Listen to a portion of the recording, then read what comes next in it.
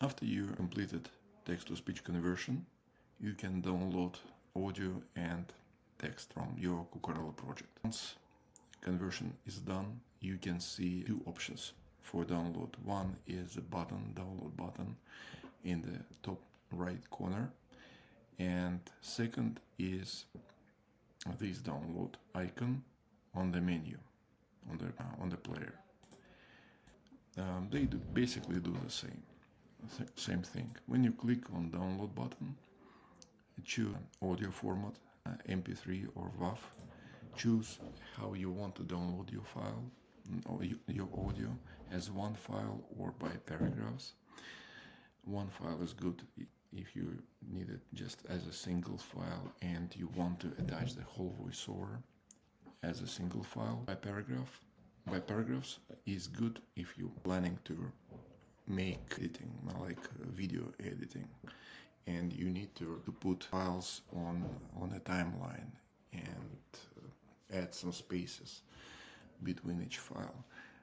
Then by paragraph would be your choice. And yeah, choose file format, click download, and yeah, that's it. This menu works exactly the same way. You see, when you start download there, this menu is also activated. So files are downloaded as a zip folder. Just unzip and you're good to go. The main reason why you don't see download button and icon is when you haven't completed conversion. So if we just add few letters here,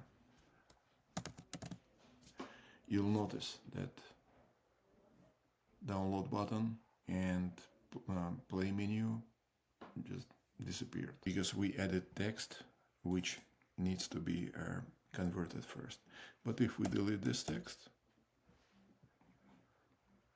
you see, the system recognizes that this text has been converted and you can download it. Easy peasy.